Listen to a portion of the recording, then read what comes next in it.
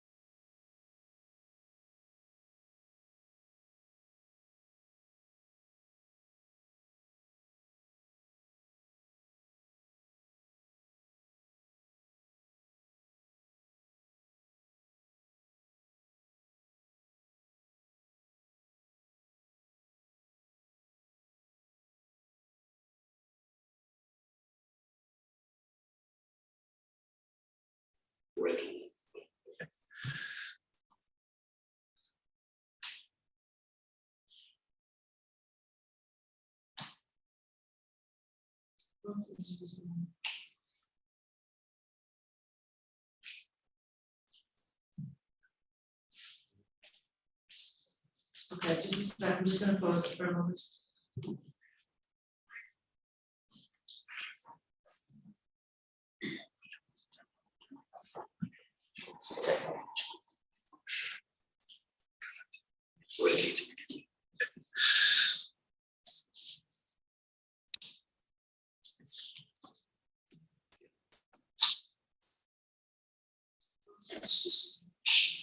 There is audio now. There's audio now. Yeah. Do you want to start again? What I'll do is I'll do my general introduction. We won't need to do yours again. Because that's just for everyone here. Yeah, I'll introduce the meeting at the beginning and then go straight to the roll. Yeah. Okay. Good evening. Good evening. Welcome to this meeting of the Planning Committee on Wednesday, 29th of June 2022. I am Councillor Trevor Boyle, Chair of this committee. Before we get on to the agenda, I will now move on to, for the benefit of the recording, we're now going to take a roll call. Thank you, Chair. Expected members here this evening: Councillor Ashwood. Present. Councillor Bailey. Present. Councillor Fitzsimmons. Present. Councillor Johnson. Present. Councillor LePage. Present. Councillor Moon. Present. Councillor Patterson. Present. Councillor Wakeman. Present. Councillor Warren, Vice Chair. Present. Councillor Foyle, Chair. Present. Thank you, Chair. And do you want to do offices? Just checking this. Expected officers: Peter Hockley. Present. Tracy Wagstaff. Present. Jennifer Beckman. Present. Richard Hazelgrove. Present. Thank you, Chair. Members of the committee should be familiar with the process, but for the benefit of any members of the public who may be watching, I would like to explain a couple of things. Committee members come from wards across the borough, and although they may have local knowledge, when they make planning decisions, they must consider each planning application in the context of the borough as a whole. Committee members have had their agendas for over a week. We've had that opportunity to study these and to clarify any issues with planning officers. So although members of the public might wonder why some matters are not discussed in more detail at the meeting, it may well be that members have already asked these questions and obtained satisfactory answers. When we come to the substantive items on the agenda this evening, the officer will first set out their report. I'll then ask any speakers to address the committee before we then move on to member discussion. At the end of the debate, I'll try to summarise the committee's view, and members should ensure that any proposals or actions are accurately captured before a vote is taken. Apologies for absence. Mrs. Moran, do we have any apologies for absence? We've had apologies from councillors Bridger, Allen and Pope this evening, Chair. Declarations of interests. Members of the committee should declare at this point if they have any declarations of pecuniary or significant other interests, or if they have fitted their discretion and need to withdraw from the meeting while a particular application is heard. Does any member have a declaration to make? I see none. Declarations of lobbying. Members of the committee should declare at this point if they have been lobbied on any of the applications in the day's agenda. The clerk will ask each member in turn, please state on which application you'll be lobbied, if any, and whether it is by objectors, supporters, or both. Mrs. Brown. Thank you, Chair. Councillor Atwood. No lobbying. Councillor Bailey. No lobbying. Councillor Fitzsimmons. No lobbying. Councillor Johnson. No lobbying. Councillor LePage. No lobbying. Councillor Moon. No lobbying. Councillor Patterson. No lobbying. Councillor Wakeman. No lobbying. Councillor Warren. Councillor Foyle. No lobbying. Thank you.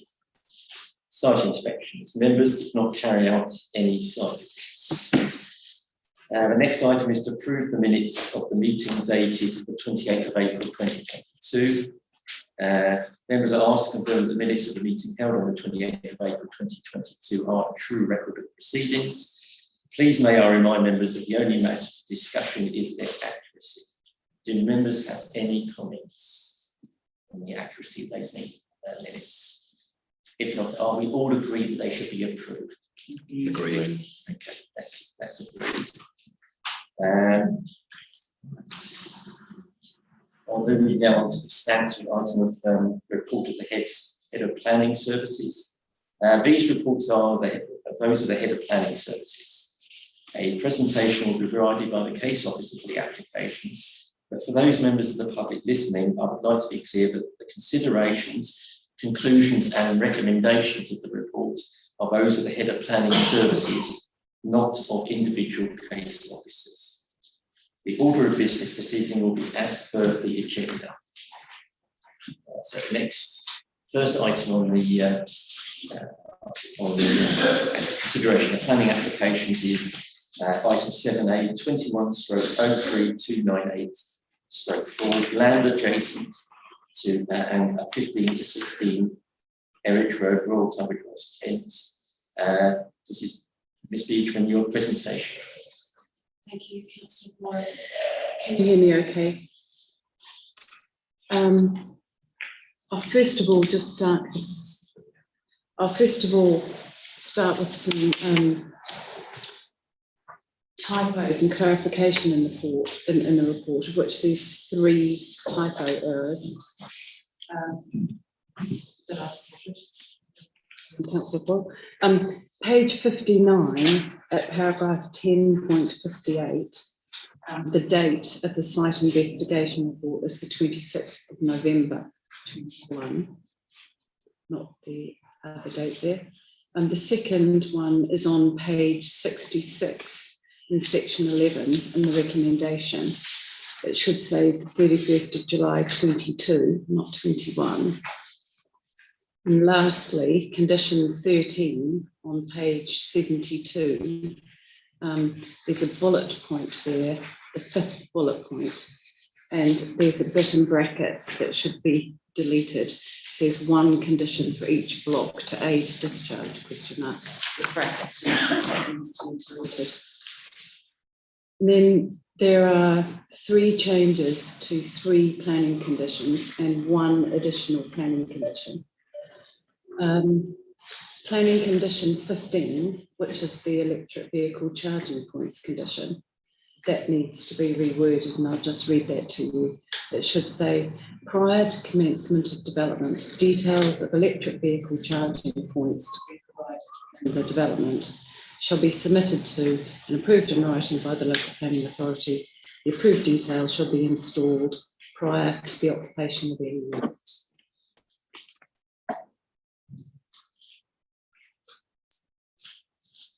Unless agreed by the local planning authority. Condition 18, measures to reduce noise pollution. The condition should state prior to occupation rather than prior to commencement. Condition 20, the hard and soft landscaping condition. The last sentence should state 5 years rather than 10 years within a period of 5 years. And then there's a new planning condition 30 right at the end, and that's to address disabled access for apartments.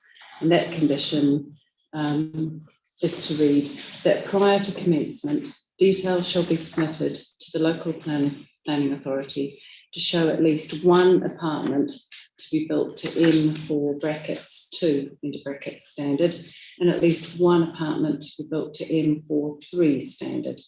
The development shall be built in accordance with the agreed details, unless otherwise agreed in writing by the local planning authority, and with a reason.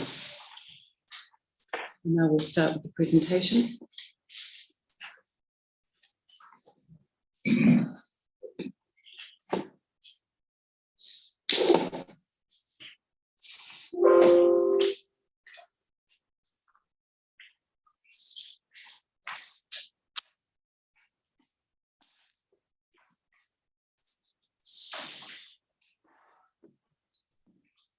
The site is located on the southern side of Garage Road, with the SO garage here, and the Sainsbury's roundabout here, Sainsbury's car park. This will become clear on the next slide. This is the aerial photo of the area from Google. The site is here. We've got Neville, the rear of Neville Terrace, just here, the Sainsbury's roundabout, locally historic houses along here, late Victorian houses. This is the Common, this is the Sainsbury's car park, the Lidl, the home base store, the Sainsbury's supermarket, and the Sainsbury's petrol station. This slide just shows some photographs within the site.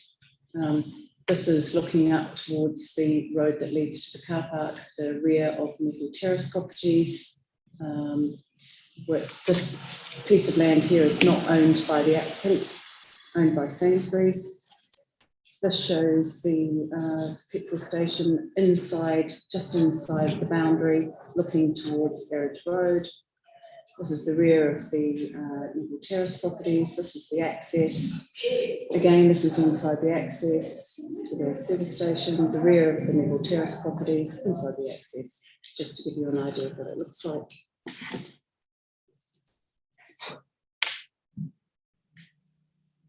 This shows the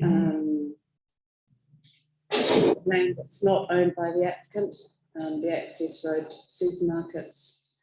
This is the bus stop by the duck pond.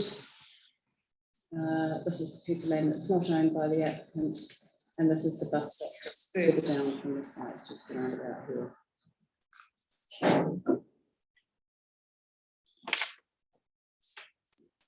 This is the site location plan.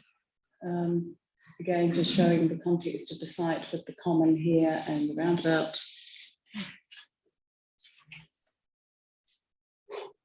Another view of the site just showing where the access is, and this is the SO service station.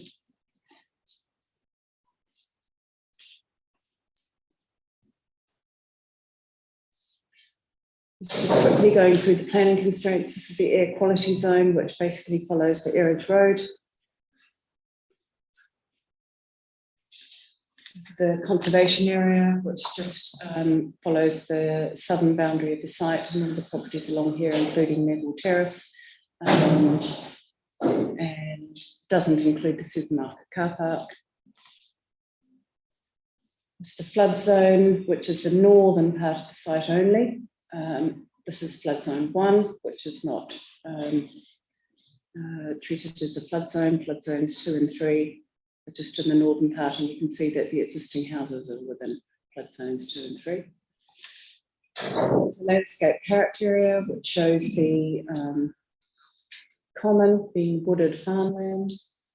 Shows the development boundary, which is the hard edge of the northern side of Erridge Road. Shows the list of buildings in the area, which is the old railway station, which is the Smith and Western restaurant and the Pantiles. The green belt, which is the common land. The footpaths in the area, none within the site or nearby, within the common. Tree protection zones, again, not within the site. We now have some views of what the property is going to look like with the 40 flats. Taken from vantage points. This is taken from Linden Park Road, Linden Park Avenue. You can see this is the old railway station, and this is the Neville Terrace properties and the property behind, the new property behind. This again shows from the roundabout, existing Neville Terrace and the proposed property.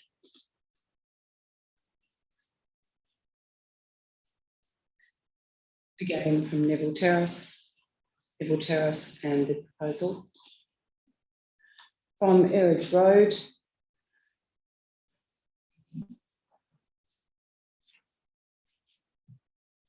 there's to be 2 main blocks, Block A and Block B, and a smaller Block C tucked into the southern corner of the site.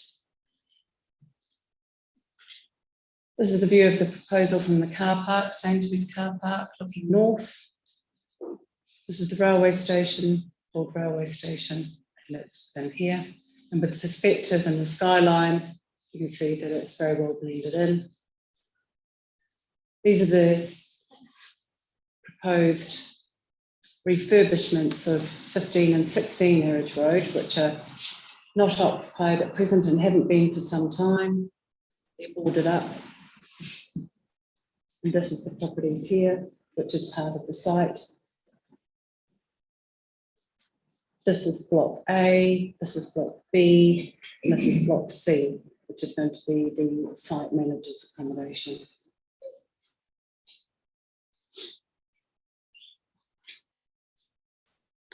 This is the floor plans. At the moment, the properties are not occupied. They've been divided into flats. They're going to be 2 separate dwellings, 3 bedrooms each, with 1 car parking space each within the central part of Number 12, where 1 parking space is acceptable. There could be tandem parking of another car parked on the drive. You can see the proposed landscaping, indicative. There's 4 trees along the frontage, 1 tree outside of the site within the conservation area, 1 tree outside the semi-detached dwellings.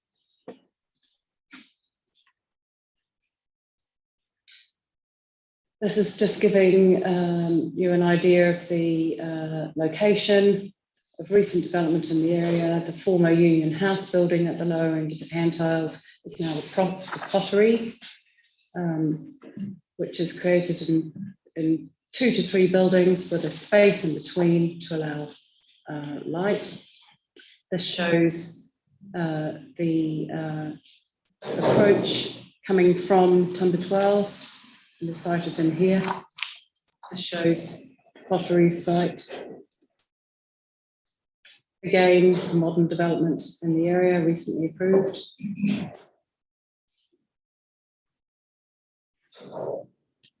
This is the approach from, as if you're coming from Cobra, and you see the exposed rear elevation of Neville Terrace, which is exposed because the buildings have been demolished. The potteries development is here with the car park at the front.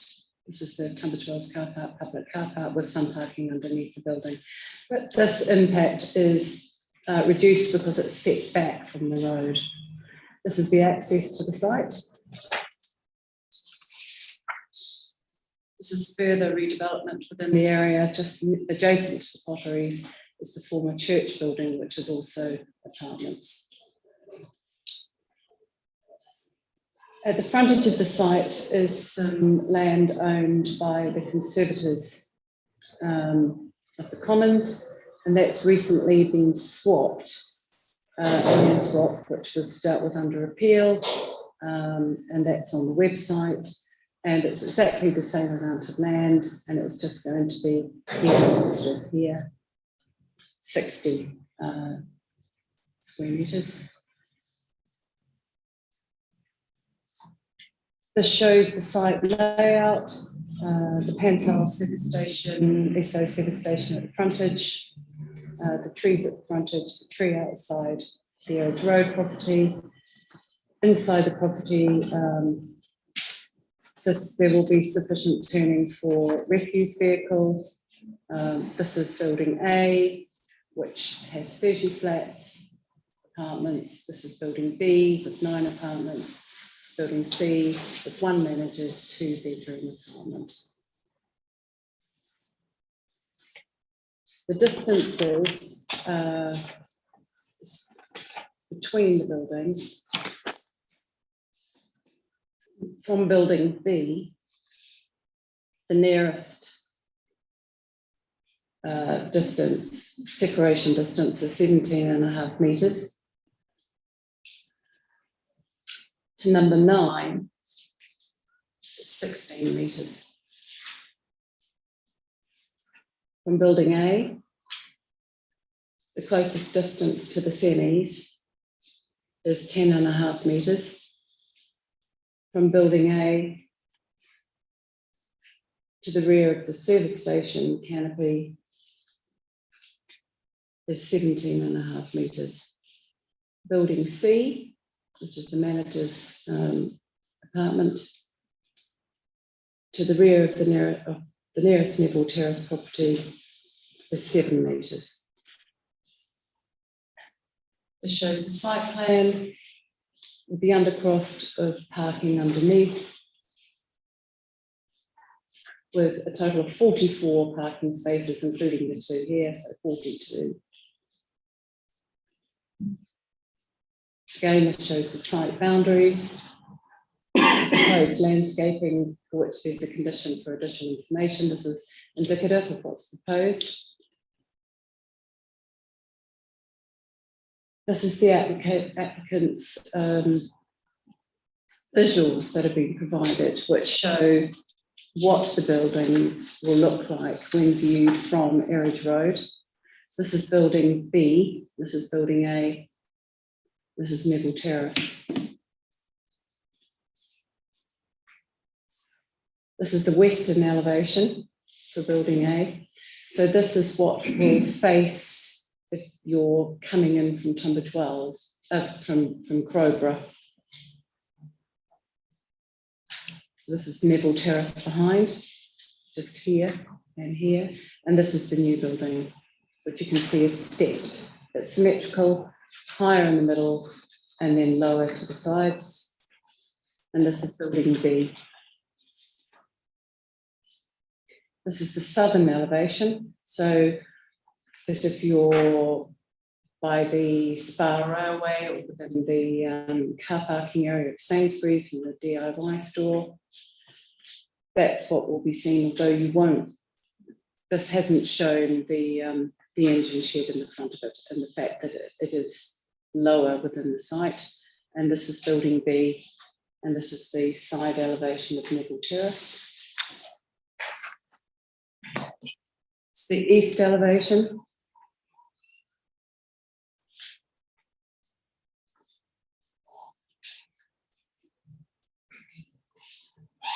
Some more elevations of block A, the main block.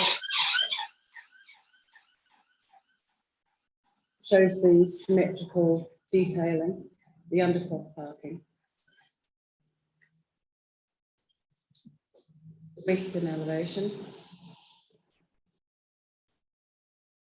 Southern elevation. The eastern elevation.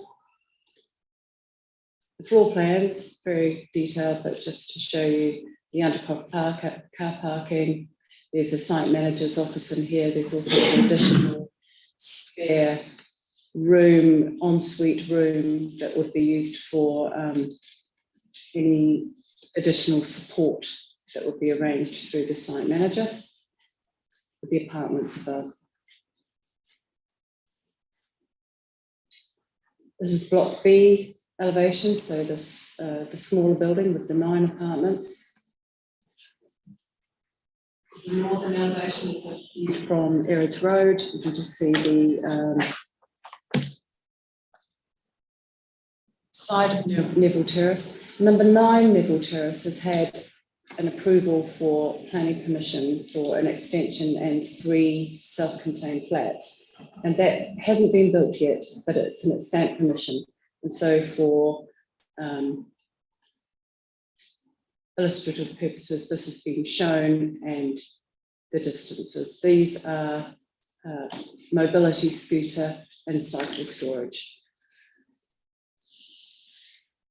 The western elevation of this smaller building. So this is facing towards the service station. Southern elevation, what you'd see from standing here. This is Neville Terrace. This is the building. These are the scooter stores. And this is the extension that hasn't been built yet. It's the eastern elevation. So what would be facing the rear of the Neville Terrace properties. They're bedrooms and bathrooms, and there's no balconies. Floor plans, the 9 units. Block C, finally, which is just in the corner here. The northern elevation, so facing inwards towards the site. The side elevations, and the rear elevation has no windows at all, which is facing the Spa Railway and the access road. Floor plans. Shows 2 bedrooms, en suites, the dining room and a balcony facing towards Erridge Road, with 4 car parking spaces below. This is the landscape master plan, which there's a condition for further information to be provided that shows planting here, and a hedge, pathway here, planting. This is very overgrown at the moment. Some of the trees will be removed, but the essential ones are going to be kept and planting along here. Shows the refuse strategy, this building here and here, which is within the site and away from Neville Terrace. Shows this, the general access arrangement plan, which is wide enough and enough turning for a refuse vehicle to turn and collect refuse, recycling, parking. It's the tree survey, which shows the existing trees at the site and the proposal. It shows the trees to be kept in purple, the trees to be removed in red.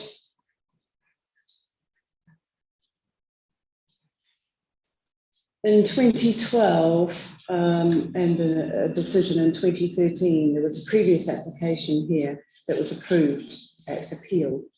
And this, just for interest's for your interest, this shows the previous layout, which wasn't supported by the conservation team.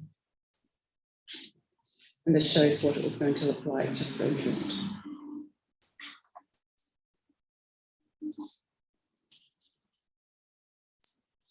Also, just for interest, this is the approved extension at 9 Neville Terrace for the 3 self-contained flats and extension. So this is as if you're looking from Meredith Road.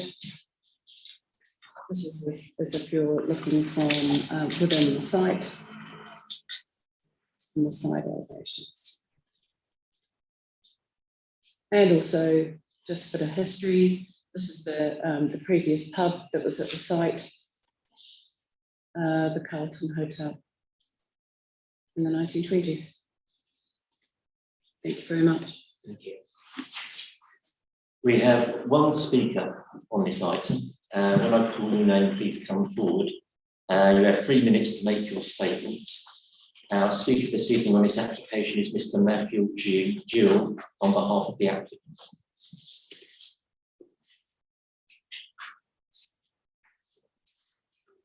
Good evening, Chair and members of the committee. You'll be pleased to hear that I intend to keep this relatively short, which is a reflection of the substantial discussions that we've had with your officers, who, as you just found out, are in full support of the application. As has already been stated, this is an allocated site in both the adopted and the emerging local plan, and the council is relying on its delivery to help meet its emerging housing targets. The proposals have been sensitively designed in consultation with your conservation and planning officers, the end result of which is a high quality scheme that respects the character of the area and amenity of surrounding residents, whilst making efficient use of a brownfield site as required by policy.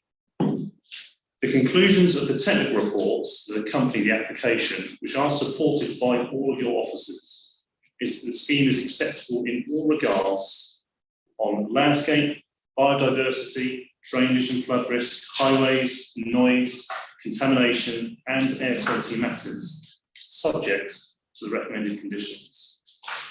The proposals would also secure 1.1 million of contributions, including 984,000 towards much needed affordable housing and £50,000 to the Commons Conservators. Crucially, the proposals would bring forward a site that has sat as a derelict eyesore for a number of years for much needed older persons housing, which, as if you've been listening to the news in the last few days, will be clear that it's an area of housing that is clearly going to increase in terms of its demand over the coming years.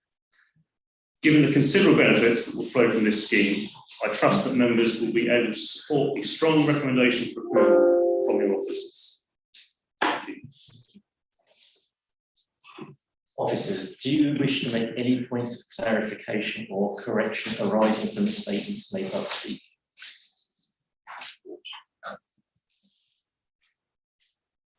Right, committee members, questions for the officers? Does anybody have a question? Any question? Councillor Bailey. Thanks, Chair. I mean, first of all, we've got extensive details in the paperwork on this, roughly sort of 60 pages, I think, of text. And it looks to me as if there have been extensive discussions. There were perhaps objections made to the original plans, but it looks to me as if the amended plans really have answered most of those objections. I just wanted to ask the officers if there are still any groups of people who are unhappy about this application. I think Kent Highways there was a slight difference of opinion with them about the need to upgrade the bus stops, for example. I just wondered if there were any areas where people are still unhappy with these proposals. Thanks, Chair. Thank you. I attended a site visit with the highways officer in May, and we had a look at the bus stops. One is right opposite Find photographs, sorry.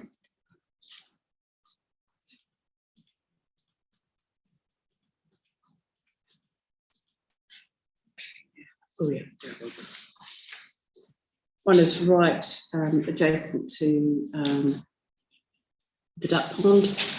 And the other one is practically opposite it, just along from numbers 15 and 16. Our view is that the bus stop improvement is not required or justified in terms of the sill requirements for an additional 40 flats. The highways officers take that on board. We reluctantly accept our view. The other thing is obviously one of those is on common land. It causes an additional hurdle.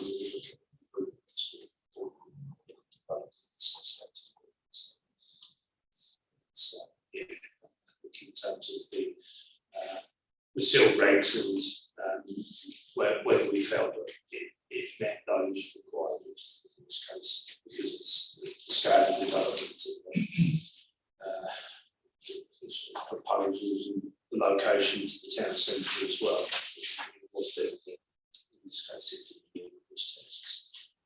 I think as you alluded to, Councillor Bailey, there were initial objections from, for example, the conservation officer on the initial design, and through the amended plans, the officer was now supportive of the scheme in that regard.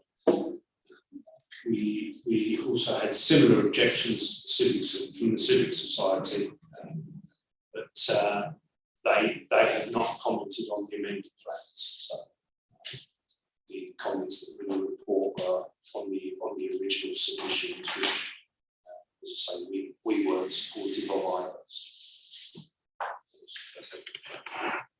Can I just quickly check that the neighbour objections or comments have been resolved? There have been concerns about car parking, because some of the car parking spaces at the rear of the Neville Terrace properties, are leased within the site, but that's a civil matter. There were concerns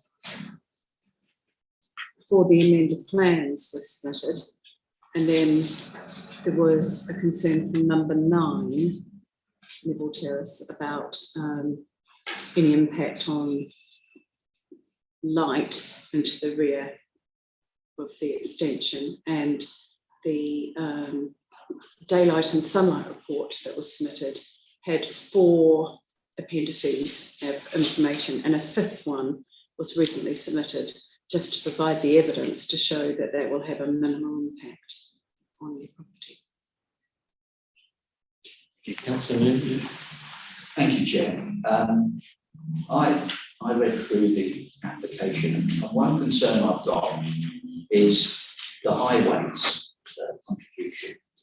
And I know they may not have direct control of the petrol fuels in the station. They have concerns about the in and out. There is no actual in and out of that petrol station.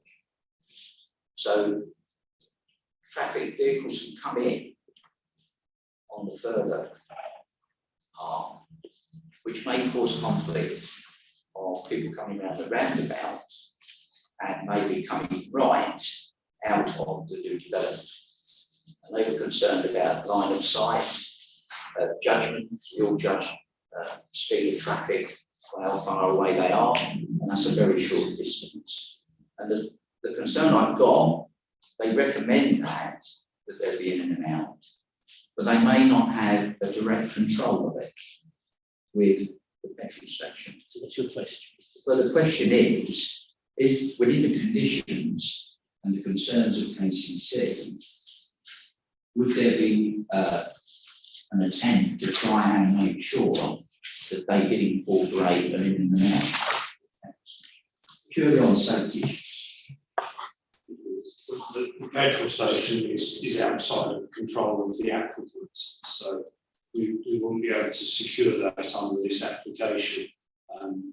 It would be a decision for the operator of the petrol station itself. In terms of KCC's general comments, on page 37, from paragraph 7.30 onwards, is their final comments on the additional information, which states that they now have no objections to the scheme, the highway relationship between the proposed access, the existing access points at the filling station, and the Sainsbury's roundabout further up. So, Well, I accept that, but I still felt it was a issue that should be attempted to be addressed.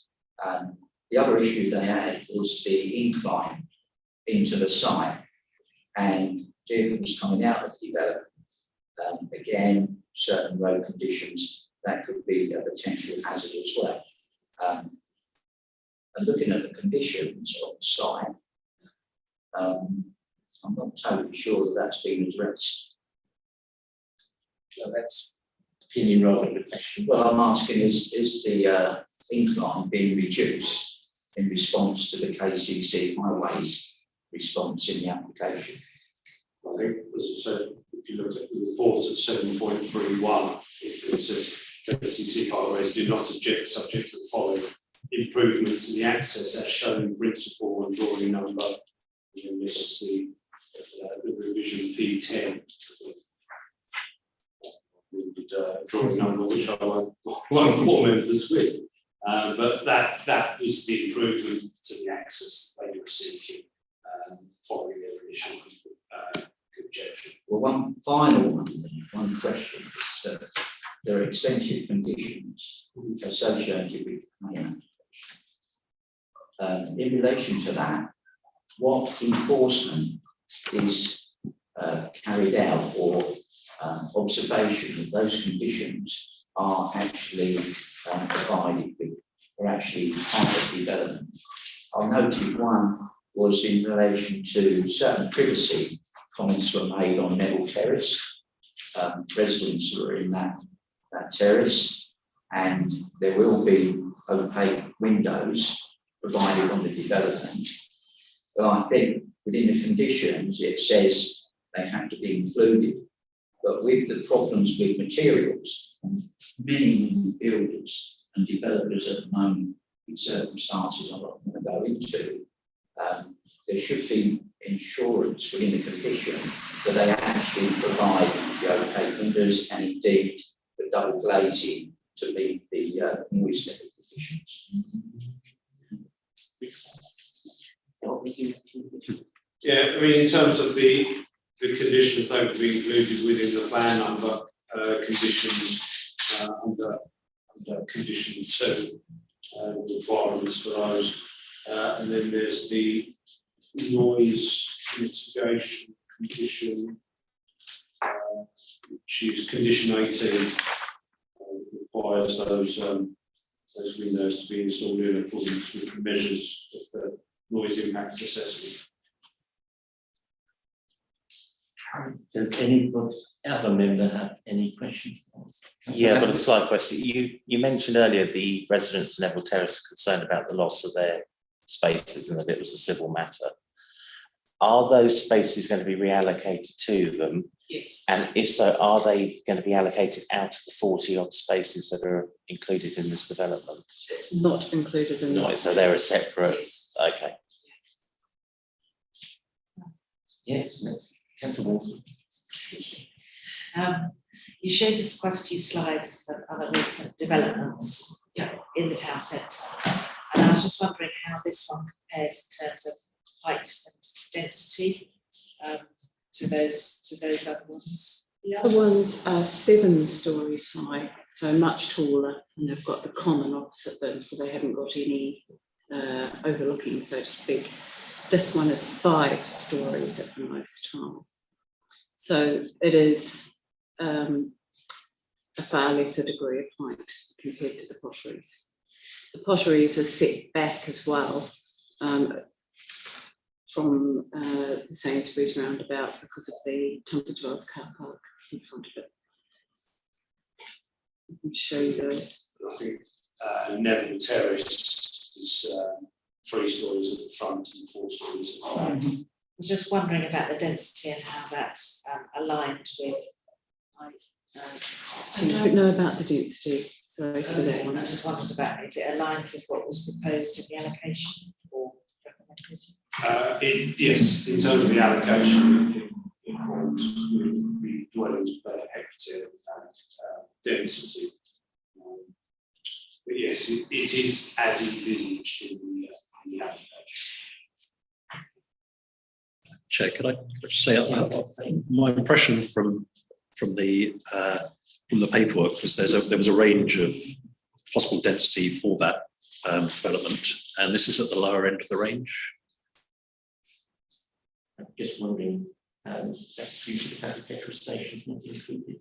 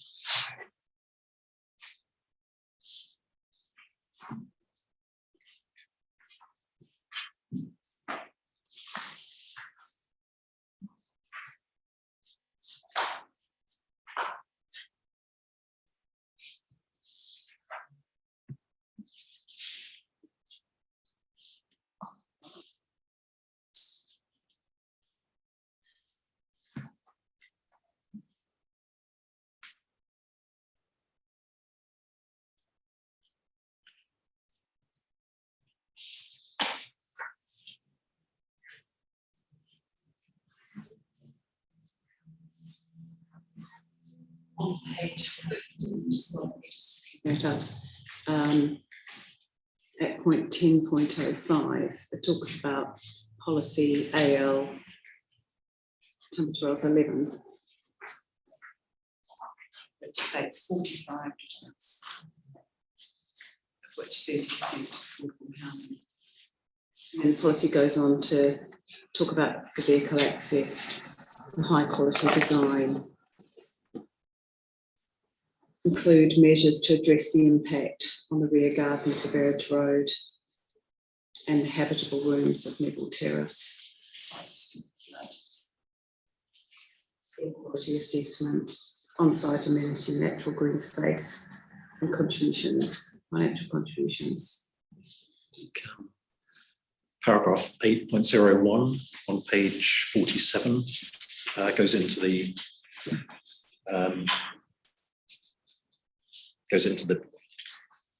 sort of density in the allocation.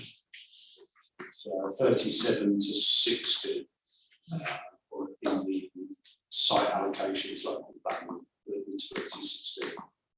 So it's within that range. So towards the lower end. The computer should disconnect. I think the 2012 emission was for 37 on the site. So it's an increase in a more efficient use of the land than that approval that was allowed up here. Okay, any further questions? If not, we'll move into debate. Councillor Patterson. Thank you, Mr. Chairman. I think it's a very good scheme. I think it's obviously it's a much better use than the previously approved scheme here, which presumably still could be appealed to courts if it was done. I think the design is very sensitive to the landscape, fits in well with surrounds, and I think would be an asset to the borough and the town. So I would like to move approval. Officer's recommendation as amended with the correction. Exactly. Councillor Fitz, so that's moved by Councillor Patterson and seconded by Councillor Fitzsimmons. Do you want to speak on? Yes, I just want to, we've already talked about the M42 and 3 flats. Will we have some control over which flats are, because if they're going to be, it would make more sense to me that they're near the mobility scooter parking area. There will be floor plans that we would have received as part of the approval of that condition, so that we could see what apartments. It just seems to me that it would be good if we could persuade the developers to have it near there, because otherwise, you know, we don't want wheelchairs scooting around the eternal. Just be sensible about that. That's, I think that's a discussion to be had. Yeah, yeah. They need to look at obviously the technical elements as to which flats have the space in terms of the internal dimensions, and then, as you say, how they best fit within the development and the extra facilities that are required for them. Yeah. And there's just one thing on the access. I've visited the site, and it's quite a narrow one. I know it's 4.5 metres, but it's on a very busy road. You know, there's times of the day when it's difficult to get in and out. I hope that, you know, traffic coming in will allow people out if they nudge out. But we just have to be, I think, careful that the petrol station doesn't put, you know, those boards, you know, advertising, you know, they've got one that advertises, you know, all day off licence to hinder the view. Just like, it's just, yeah. Thank you, Councillor Fitzsimmons. Does anybody else want to speak on this particular item? I'd just Okay, like to say that I was very pleased to see that a contribution was made towards the Tunbridge Wells Commons Conservators, recognising the impact of potential increase in recreational pressure, and that the mitigation was acceptable by the Conservators. So I'd just like to say that I thought that was good. Excellent. So A good result. if nobody else wants to contribute to the debate, members of the committee have asked questions of officers and discussed matters and should be satisfied with all of the relevant planning considerations that we discussed in the report and within the debate. Now we have a proposal to approve the application in line with the officers' recommendations, subject to the amendments discussed by the officer at the beginning of this item, proposed by Councillor Patterson and seconded by Councillor Fitzsimmons. All those in favour, please show by raising your hands. It's unanimous, Chairman. Thank you. For those who come especially for that particular item, you can leave if you so wish. Thank you very much. Thank you.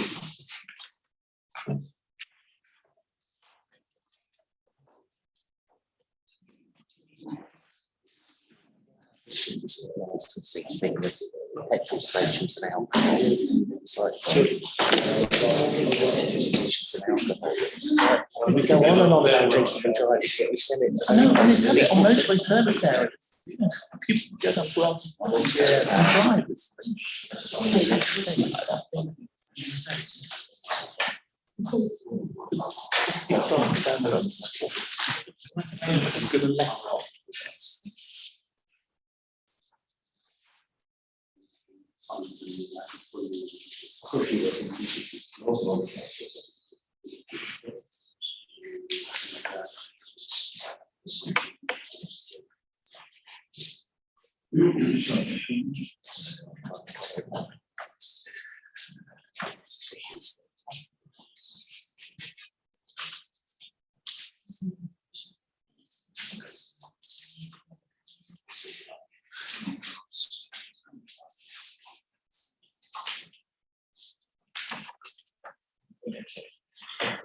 We now move on to the next item, item 7B, 21/04/232 for Sunhill Place, High Street, Pembrey, Tunbridge Wells. Mr. Hazelgrove, your presentation, please. Thank you, Chair. So this application site is towards the centre of Pembrey. It's a Victorian building, which is on the north side of the High Street. It's currently split into 11 flats, 11 one-bedroom flats.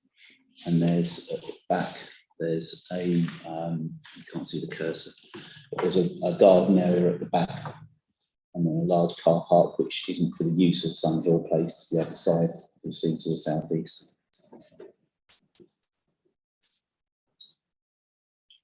Yeah. Okay. So that's an aerial photograph showing the site outlined. Red, it's in quite a built-up area. That's a closer look. You'll see the open garden area here, existing parking area to the front, and then there are dwellings to the side here, and then in a more modern development called the Meads, and then at the paddock at the back. This shows the position of the site within the Pembrey Conservation Area, so it's right on the edge of it. A few site photographs. So this is just looking towards the building from the southeast into the car park. It's the building itself. Sort of, this is the original building, I think, and then there was a lift shaft added in the 70s. It's the front elevation. Another view from the north. Various trees in the garden, all of which are not of very high quality. The only one that's required to be removed would be this apple tree. Then another view towards the back of the site. Can't really see very much there. But, and then that's a view towards 7 the Meads, which is a dwelling house to the northwest. And this is a view of the building from the highway outside, and this is 31 Paddock.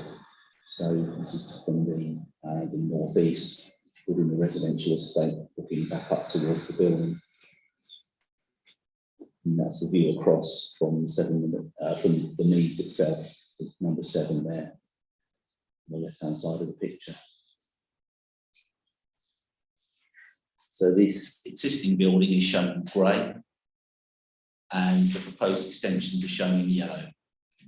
So you'll see in the later slides, it's a 2-storey flat roof extension on this side, and then a 3-storey extension, which that's in the corner here. There's also a cycle store proposed back at the site, and this would remain an open garden area. And these trees would also remain in place as well. There were earlier versions of the plans which showed parking areas to be established here, and essentially a larger extension, but those have been amended to what you can see there. So this is the existing building, and in plan form, this is the extension. So this is the main extension to the rear. And the proposal would essentially enable the building to be refurbished and then converted from 11 one-bed flats to 11 two-bed flats. The other small extension is just tucked in the corner here and just continues the roof line and then drops down. This is the proposed floor plan. So the new part of the building is essentially this section here and this section here. Concerns have been raised by neighbours regarding overlooking from the upper floor windows of this extension. These windows here, which face towards the garden serving 46A and B, the High Street, are proposed to be obscure glazed and fixed shut. Similarly, these two are as well. And then that's just a roof plan with sort of flat or flush roof lights within the flat roof that would allow additional light through to the flat below. That's the end of the presentation and recommendation as per the reports for approval. Thank you. Thank you, Mr. Hazelgrove. Thank you. We have 3 speakers on this item. When I call your name, please come forward. You have 3 minutes to make your statement. Our first speaker this evening is Mr. Paul Roberts. Thank you, Chair. In 2017, a similar application was made for the erection of a 2-storey detached building, and this was refused on the basis that properties located on adjacent road and used would be overlooked from the first floor window.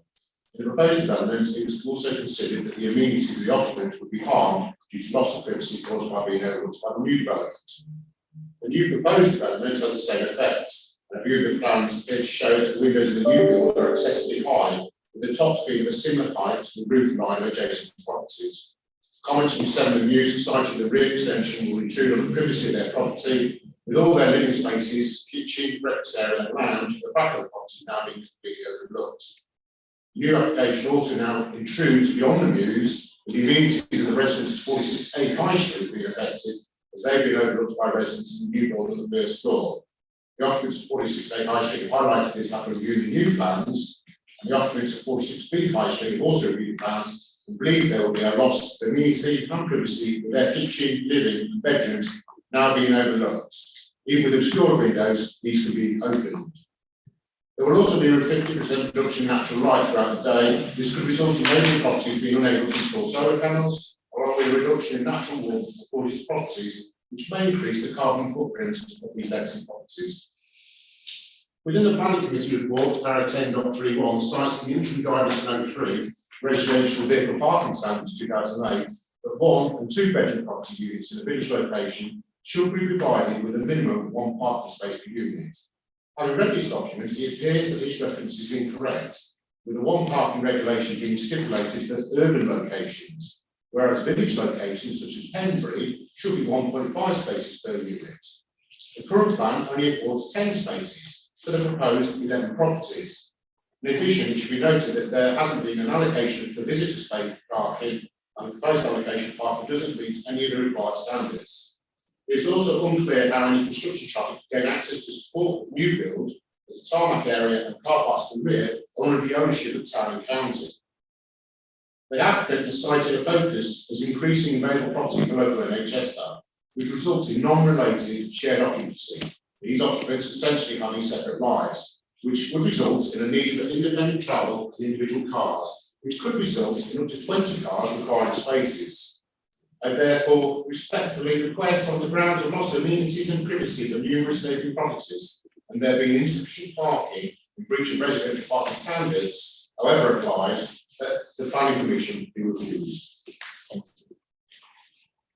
Our second speaker in objection to the application this evening is Ms. Anna Murphy.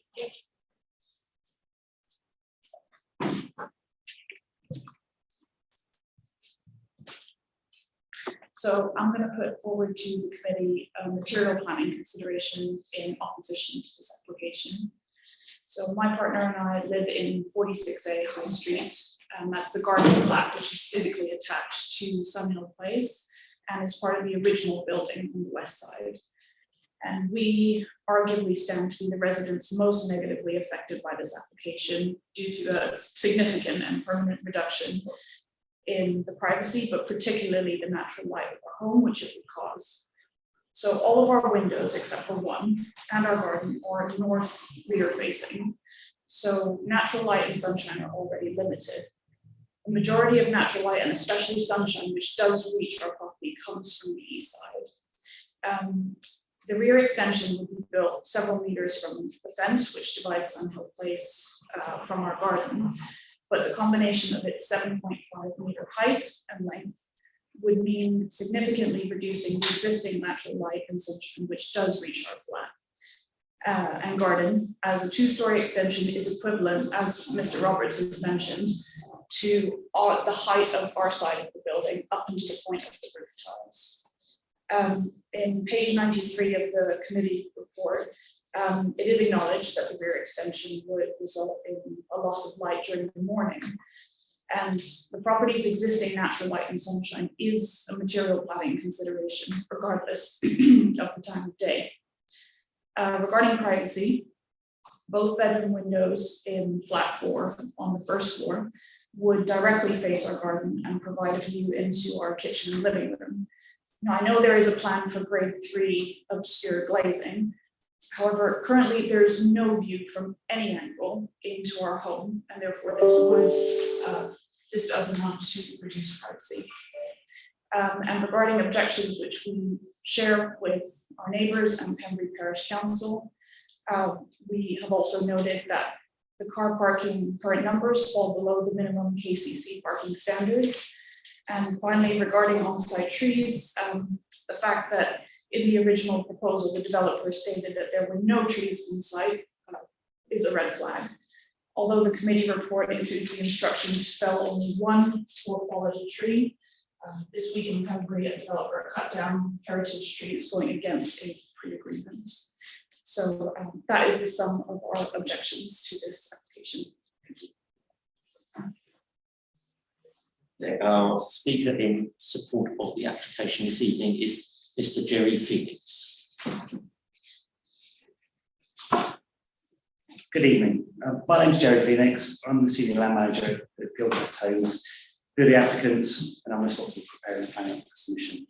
Gilchrist Homes are a small, privately owned and award-winning company specialising in bespoke, high-quality developments throughout the UK. Our proposal for this heritage building seeks to achieve a sustainable solution that's in keeping and respects the character of Sunhill Place and the opportunity afforded by its location. Sunhill Place is well positioned just off the high street and is ideally situated for easy access to a broad range of facilities. Property, which was once a single dwelling, has for many years been converted into 11 one-bed flats. The building was converted over 20 years ago, and the conversion was of poor quality. Gilchrist bought the property in 2008. The flats now require a substantial amount of refurbishment, and much of the fixtures, fittings, and service connections are either of poor quality or life expired. We have also found that people looking to rent these units have been looking for two-bed units rather than the ones built. We're sure that they would be more inclined to do so once the building has been refurbished. We're therefore proposing to add 2 small extensions to the building in order to reconfigure all of the flats into 2-bed units and make sure the occupants of Sunhill Place have a decent standard of living. The design respects the building, and it also takes account of the surroundings, including neighbouring properties and the trees in the ground surrounding the property. In fact, only one tree will require removal to accommodate these extensions. Very little building demolition is required, or of lengthy construction periods for refurbishment. It is well screened along the boundary of tall, mature trees, high walls and landscaping, therefore respecting the existing setting. The current scheme you see before you has gone under some minor changes and design alterations. It also addresses earlier comments received by the planning officer. The scheme seeks to provide a good level of amenity space for all units by means of private terraces, balconies, attractively landscapes, secure communal garden accessible to all residents. Careful consideration has been given to the design of this scheme and has been developed and evolved with the advice and guidance from your conservation officer and planning officers to improve the visual impact on the surrounding area. And the planning officers are recommending this application for approval. So to conclude, with Gilchrist Homes, I worked closely with the planning officers over the past few months, and I would now ask the members to support the officer's recommendation for approval of the scheme for you this evening. Right, officers, do you wish to make any points of clarification or correction arising from the statements made by speakers? Yes. Yeah, I think the first point about the overlooking is something that we've gone into in a lot of detail, and certainly there's no way that we would be recommending this for approval if we weren't satisfied that those windows would not allow overlooking to the neighbouring properties. If I could draw your attention to the floor plan here, which shows these windows to be obscure glazed, and then condition 9 of the report. The second paragraph requires the bottom pane of these windows shall be fixed shut, except for any top hung lights. both the obscure glazing and the non-opening design shall be an integral part of the manufacturing process. In other words, you can't just stick the plastic obscure film over it and hope for the best. It's got to be an integral part of the design. So essentially, the windows that face towards Seven Meads are required to be, and 46A and B in High Street are all required to be provided in this way. And I say, some they can be allowed to be, if there was like a top hung opening light that was part of the window, so it's swung open, slightly like a sort of a fan light. Even that wouldn't allow views, sort of panoramic views out of the window, because the pane would still be obscured. So I did want to sort of emphasise that point. The other thing was in reference to KCC parking standards. KCC have different parking standards for what they call 1 and 2 bed units, and then 1 and 2 bed flats. Per 1 or 2 bed flat in a village location, it's still 1 space per dwelling. So in that respect, we've still got the same number of flats and we've still got the same number of parking spaces. I understand the point about the properties being sort of multi-occupied. As Councillor Roberts suggested, you might have 2 nurses, for example, sharing a 2-bed flat, but that could happen in any flat any 2-bedroom flat could be used in that way. And unfortunately, KCC parking standards can't really sort of cater for that. It's a standard that's applied across the county. And yeah, so those are the points I'll just make in response. Thank you. Members, questions? Councillor Patterson. Yes, I don't think the officers addressed the issue about sunlight and loss of light to the living property. It's raised, I think. It was raised, yeah. I mean, again, it's addressed in the report. We acknowledge it may well result in a loss of sunlight. I've seen inspectors' decisions before where they say, well, okay, you may lose sunlight for a part of the day, but that doesn't justify refusing the application. There will still be essentially open sky available from the rest of the view from the rear garden.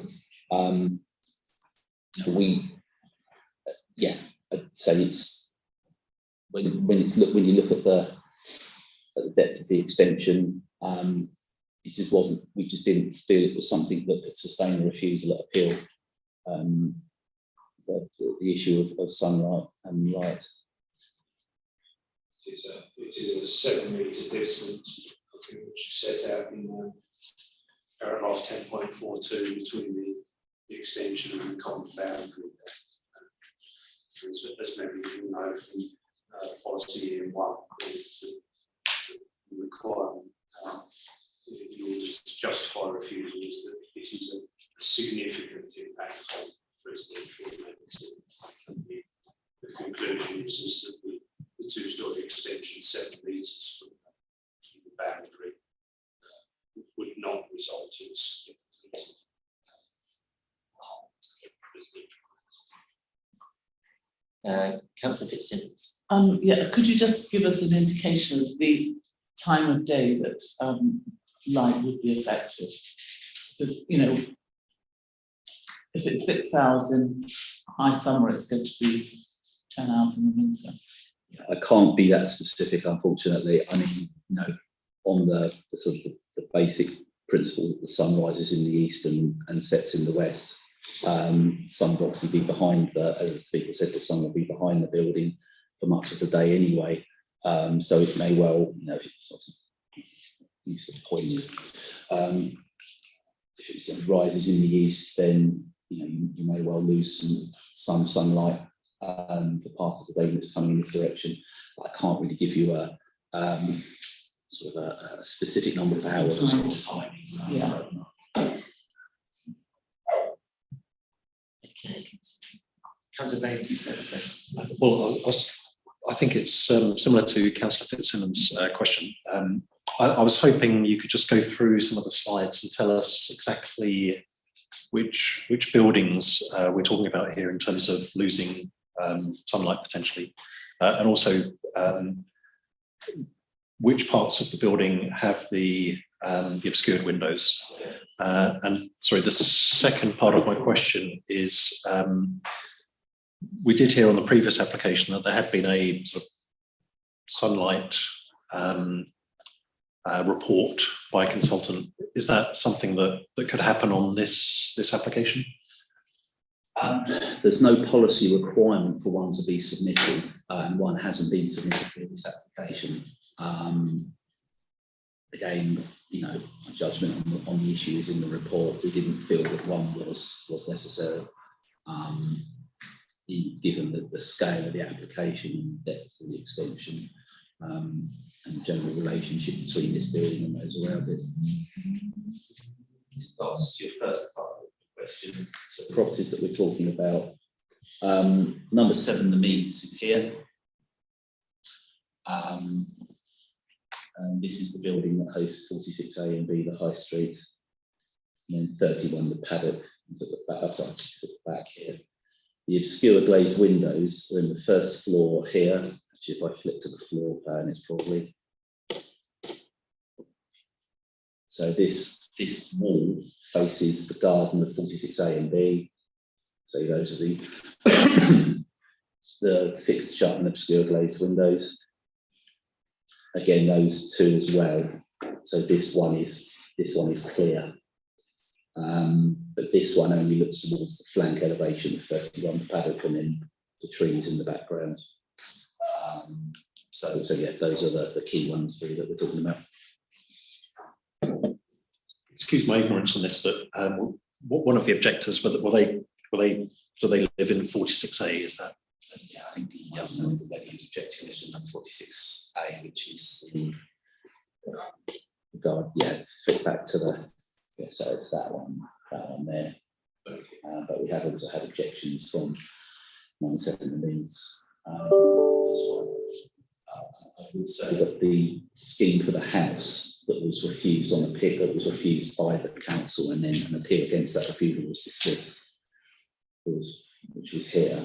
One of our refusal reasons was that it would overlook number 7, but that reason was struck out essentially by the inspector, and that had a much closer relationship with number 7 than this does.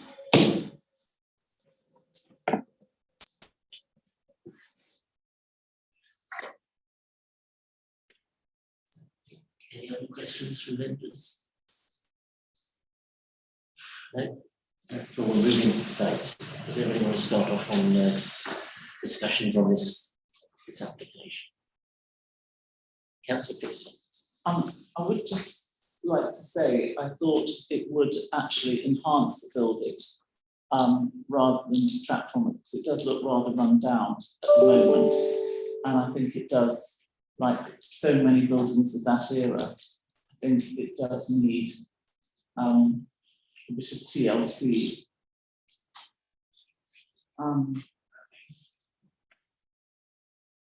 That's it really. I think it would be a positive impact. It's very carefully considered, the stringing and stuff.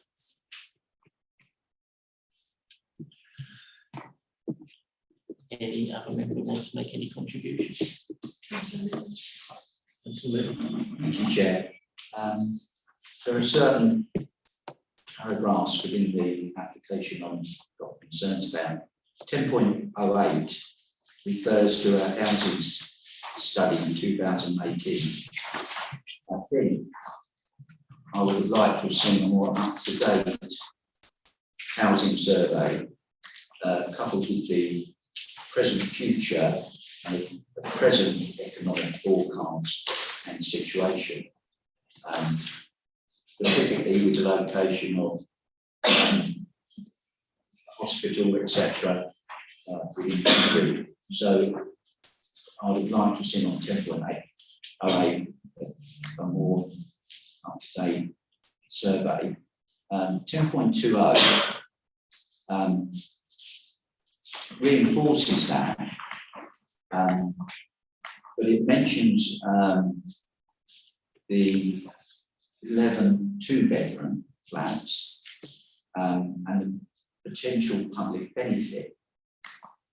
And I'm not convinced again, with what I've just said, that there is an overall public benefit on that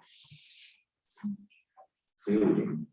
Hence, as well, it is, whatever it may look like now, it is a heritage asset. 10.31 relates to a minimum of 1 parking space per 11 flats. This application does not fulfil that minimum. And if you raise it to a 2-bedroom, the potential for more visitors increases that.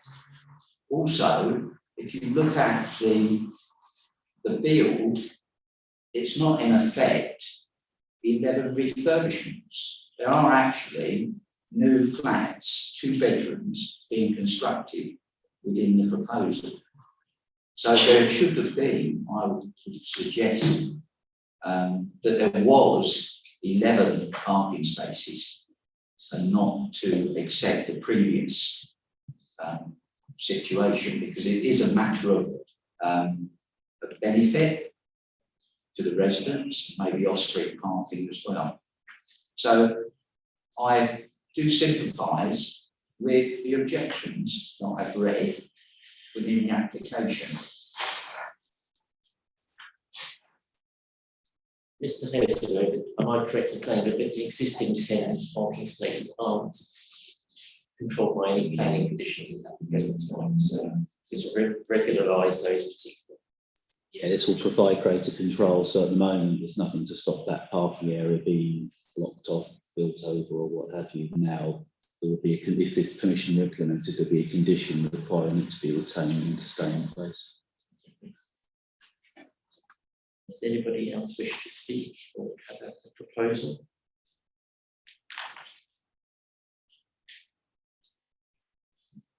Councillor Patterson. Thank you, Mr. Chairman. I think that there are issues with this, and it's not perfect. And I think the issue with the light is one that worries me slightly. I think that I think the glazed and shut windows, I think, answer that problem. I think the point the officer made about the parking, was it is actually having the spaces as an improvement, because at least that would be protected in the future. So it's not ideal in terms of overlooking, but I don't think we can, as the officer said, sustain a appeal, sort of refusal to appeal on it. I don't think we would probably be very successful. So with some reluctance, I'll propose to accept the officer's recommendation. Councillor Patterson has moved officer's recommendations. Do I have a second of that proposal? Councillor Patterson, thank you. Okay, so Councillor Patterson, anybody else wish to speak on the proposal? Okay, so members of the committee have asked questions of the officers and discussed matters, and should be satisfied that all of the relevant planning considerations have been discussed in the report and within the date. We have a proposal to approve along the lines of the officers, with the officers' recommendations proposed by Councillor Patterson and seconded by Councillor Atwood. All those in favour, please show.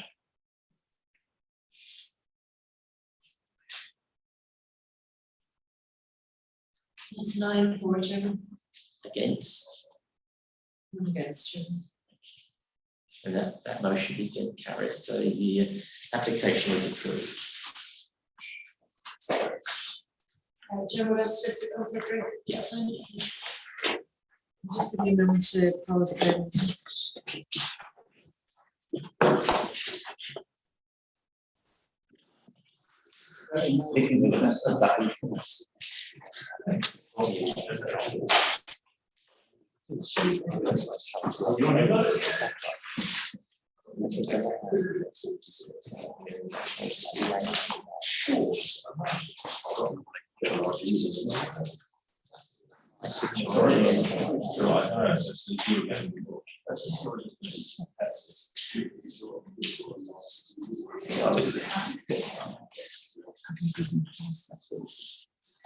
A couple of times, I think, I don't just.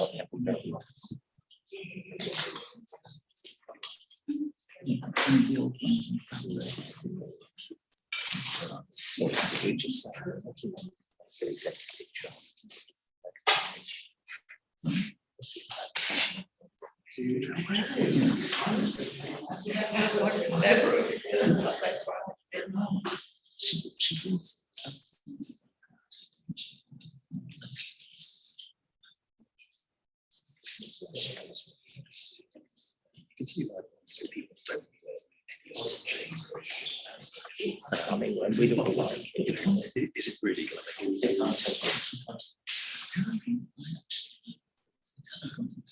David, are you observing this right to the bitter end?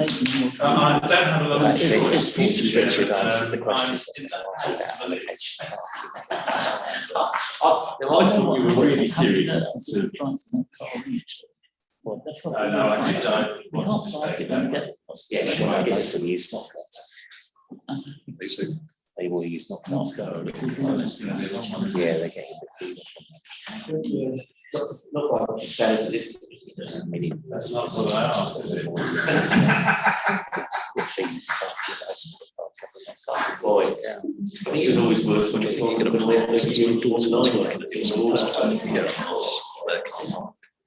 yeah, I think it's reduced costs for some of them. I don't know how it works. I mean, when I was volunteering, in the area that I was working, it was actually out of the car parks. Oh, wow. The obvious thing is, space people know that when they're buying it. Well, this is unfortunately I'll make it a condition thing. Rating down.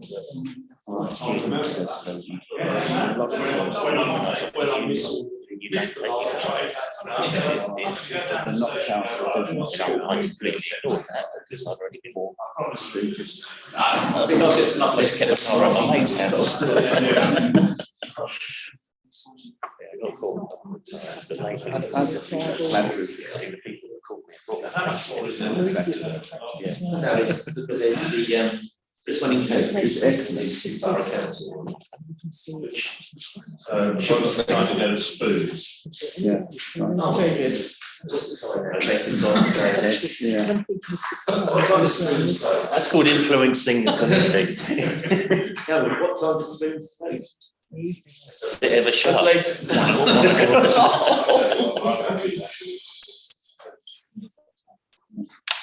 feel not convinced it's the best possible.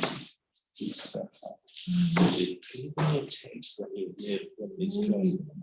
going to nip into spoons. Well, just check that the planning, all right?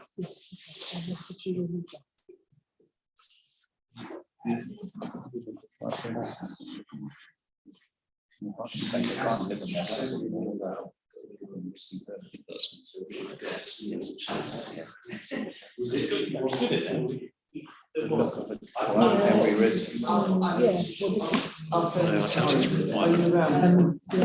here. I've got a meeting with the first tomorrow about the tech.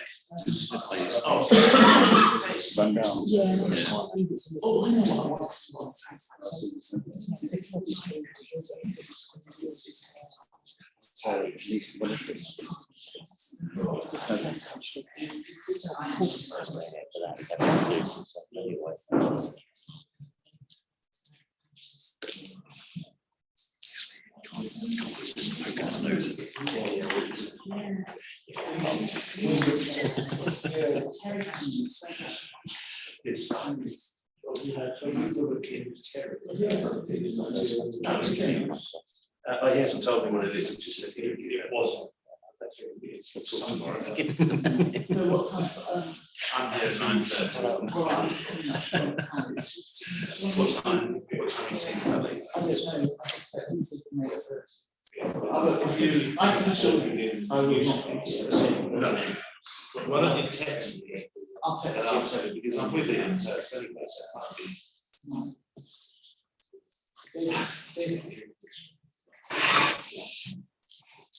Oh. I'll see, yeah, it's all about engagement outside, so all that stuff. It doesn't do that. I've got one. Okay. That's one of the key things. But yeah. I think the. Obviously, it's what they can.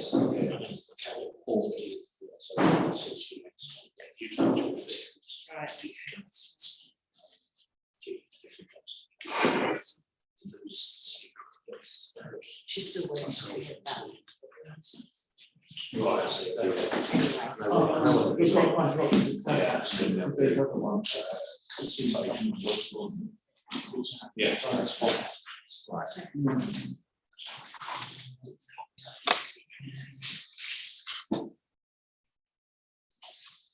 How's window?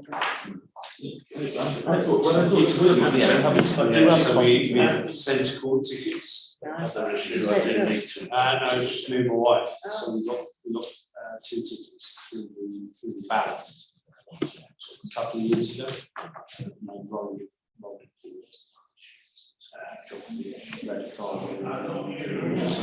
Does anybody know what's happened? Have all the Brits gone out now? I don't know, because it was looking like that young boy. Cameron. No, the other one. The wild card editor. Are you ready? Oh, Radicani lost. You're kidding me. Yes, I just. How's Murray doing? We don't have any more speakers for us. Okay, so I just we're got to pass it. go live. Okay, members, we're about to go live. So we're gonna. Just got you to do a meeting recording in a second.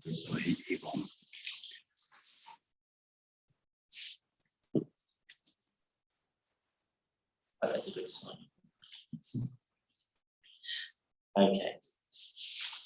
Now move on to item 7C, 22/00840 for 26 and 28 Cambridge Street, Royal Tunbridge Wells. Mr. Haywood has worked your presentation. Thank you, Chair. This application is for the extension of roof extension to the rear of 26 to 28 Cambridge Street to take the form of a dormer window and roof lights in the front elevation, which result in the ridge height being increased slightly. So the size is actually outlined in red there. It's within the Tunbridge Wells conservation area. Densely developed area of the town. It shows that the conservation area, which is over the whole of the site. This is an aerial photograph, so it's a very regimented row of houses along here, a slightly looser development here, bigger houses and more ad hoc. This is the building at the moment. Very typical for this street. From the top, from the other direction.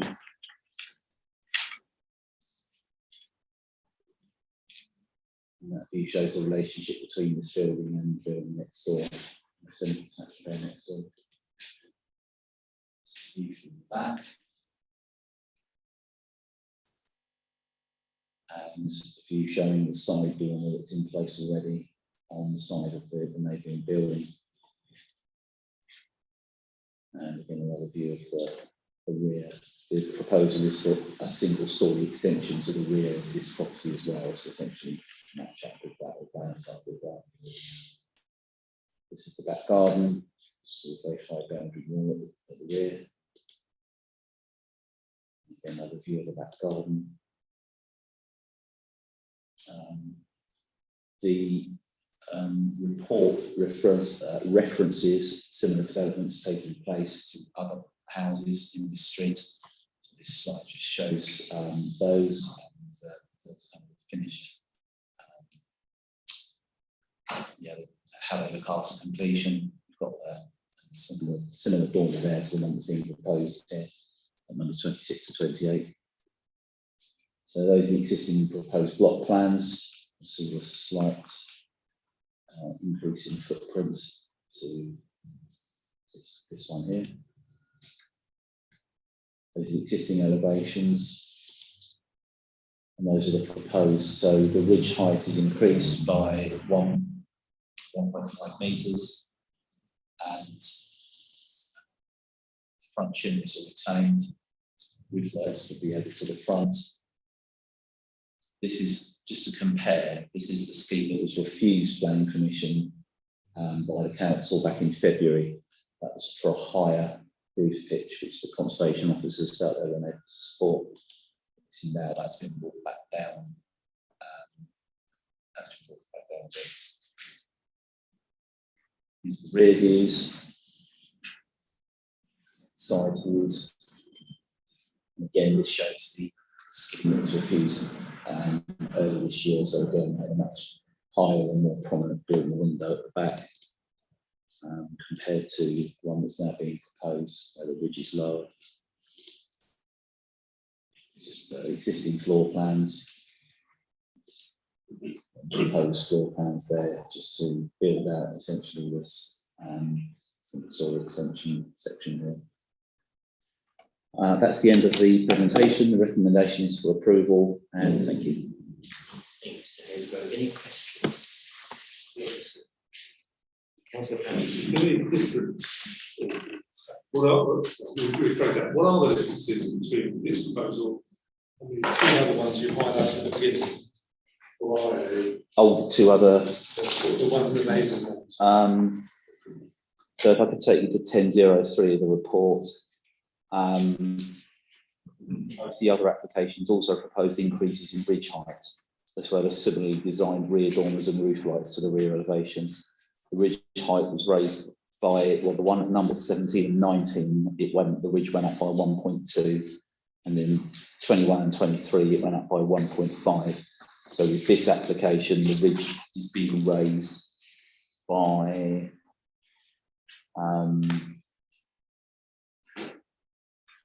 between 1.6 metres. So it's broadly comparable with the other two. Councillor Fitzsimmons. So could you just go back to the pictures of the 17, 19, 21, 23, their back windows? Because I visited the site and I thought they were much, much bigger than the proposed ones. So those back windows of, I assume these are 17. Yeah. They're sort of floor to ceiling. And the ones that are being proposed now are quite small, aren't they? That may be actually perspective, because I think this photo is sort of taken from the lowest vantage point. Well, I walked round those. All right. I think it's the openings, Councillor Fitzsimmons. Yeah. Rather than the scale of the dormer itself. Yeah, so you see there the windows are would appear smaller on that. I think maybe due to the roof, rear projection, and how that ties into the proposed dormer. Which obviously, I think on the photograph of the built dormers on the other side of the road, there isn't that tie into the particularly on I think the one on the left is the one on that photograph is the one that you're looking at in terms of the size of the openings. I think the one on the right is probably comparable in terms of the size to the proposal that we're considering. Well, I think that's right. So, I'm assuming the answer is yes to this question, but given the refusal in February, have the reasons for refusal been met now in this application? Yes, thank you, Chair. Yes, because I think the reason for refusal last time related solely to design and impact on the character and appearance of conservation. And these are similar to ones now that have been given permission already then? Yes, but more the case that the conservation officer is now satisfied with this proposal because essentially they dropped the ridge height. So it's better than streets. previous one was a 2 metre increase. Which wouldn't be much noticeable, particularly when you look at the property of a different design and set a little bit further back in the site. That's next door. Why people will noticeably jar a bit more. Because now the height has been reduced to a level that they're happy. Yeah, Councillor Ward. Thank you, Chair. Sorry. You was talking about not setting precedents of planning, but it's difficult not to compare it to what's been allowed in the same street. So, how would you say that we approach this application as, you know, even though you've got there the examples of previous developments that have been allowed, how are we to consider this one if, you know, we're not saying that those set a precedent for this application? No, I thank you, Chair. I think, no, we wouldn't necessarily be saying that the two previous ones set a precedent. I think it's more the case that we have to make decisions that are consistent with earlier decisions, and especially when you're looking at houses that are very similar in character and appearance on the same street. Yeah. We're saying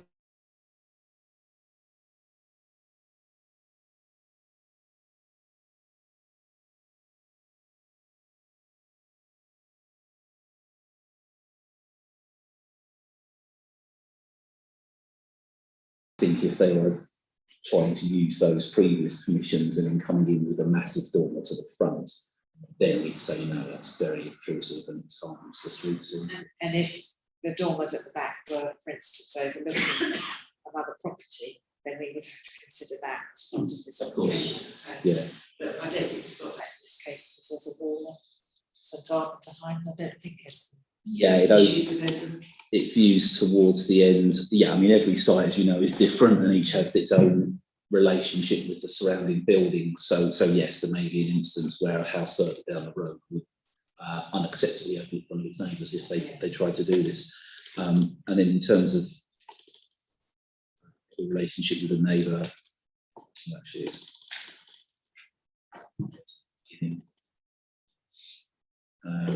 we're really looking at the end of the garden here. Generally, it's a general rule of thumb in planning.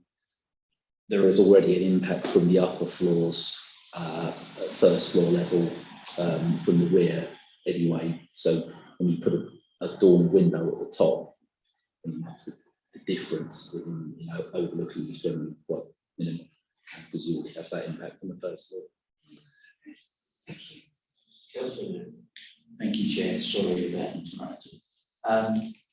In relation to condition 4 and indeed other conditions in the application, who actually enforces those conditions? The local planning authority enforces the condition. And you have enforcement officers? Yes, we do.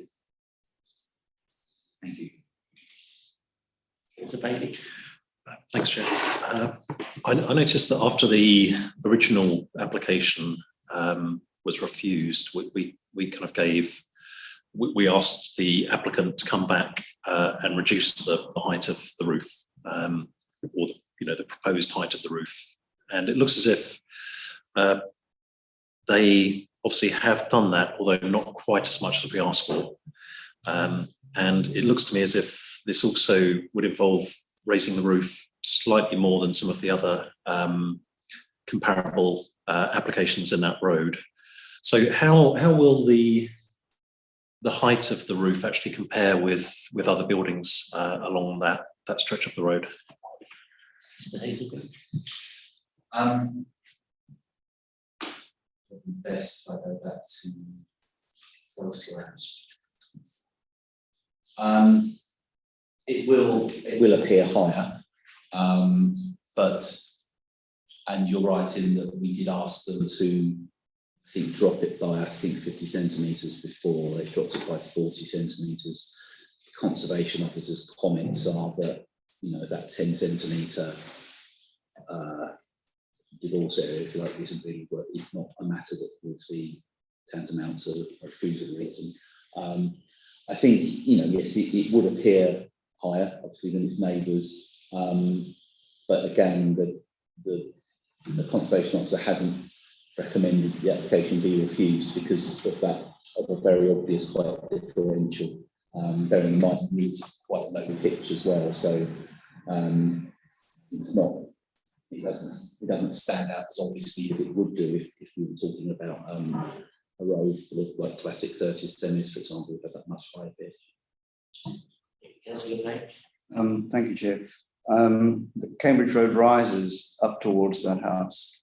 Have you taken that into consideration in the height of the roof compared with the other ones? The fact that it's the top of the hill. Yes, I mean you would.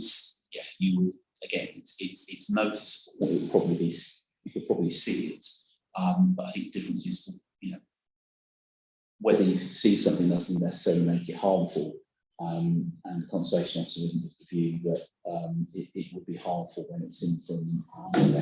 They haven't cited any refusal reasons or any objections based on appearance of the streets in from any vantage point, whether that's sort of further down the hill or just outside or further around bend.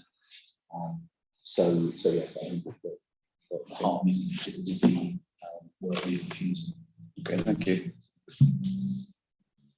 No further questions. We will move into debates. Does anybody want to start debate on this application or make a proposal? Sure. Councillor Atwood. So happy to propose it following the officer's recommendation. Okay. And Councillor Bailey, you would like to second it? Yeah. Yes, certainly.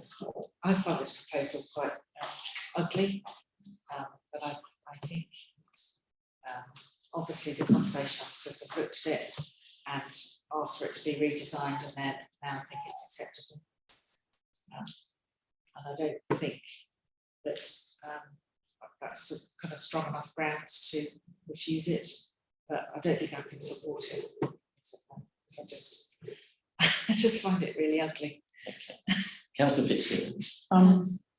I'd just like to say that those houses, the actual ridge of the roof, the ridge tiles, they seem to be quite fast set back. So actually the other developments similar to that, I was quite surprised at how unobtrusive it was. Okay. Because it does look, I agree, totally ugly with all those skylights in front, but because it seems to be set back, because they've got those bay windows in the front, so it all seems to be set further back. Yeah. And because the street's quite narrow, you can't So stand it's quite back. unobtrusive. It seems to be, yes. Okay. I'm quite happy I'll with take it. that on board. I mean, I think it's sort of question there. Just to remind you that you have to go through Richard. Sorry, I'm sorry. Sorry, Chair. But okay. Councillor Mooney. Thank you, Chair. Obviously, with the development, it has to take into account how it looks in the existing street, Cambridge Street, and obviously other properties being mentioned within the application. So it is a consideration, and I do accept it is to the rear into the property. But having said that, if you look through the whole application, to me, the issue that comes out is the privacy issue relating to the previous application, which I looked at, and how the raising of the roof, and I make the point that Councillor Bailey's made, I noticed that within the changes. But if you look at 10.14, and especially that refers to 10.12, again, I think it's a reasonable assumption to make it could impact on the privacy of the nearby residents. Whether that is, as Warren said, is a reason to object, I agree. But that's my concern. Thank you, Councillor. Councillor Wayne. Thank you, Chair. I would just say in response to Councillor Ward, I understand what she's saying, what I can see there. but many years ago, I actually lived at the top of Cambridge Street, and looking down, many of the houses were doing that then. And actually, when we looked, I was at the top looking down, nearly every other house has done something like that. And actually, when you look at it, it's not as bad as it. I know what you mean. That doesn't look great, does it? But I would say it's not. Once it's done, it's not going to be as bad as you fear. Any other comments for the debate on this application? If not, we have a proposal to accept the officer's recommendation proposed by Councillor Atwood, seconded by Councillor Bailey. All those in favour, please show.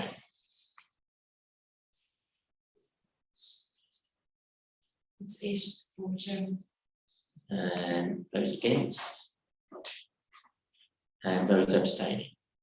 2 abstentions, Chairman. Okay, thank you. That is carried. The application is approved. We now move on to item 7B.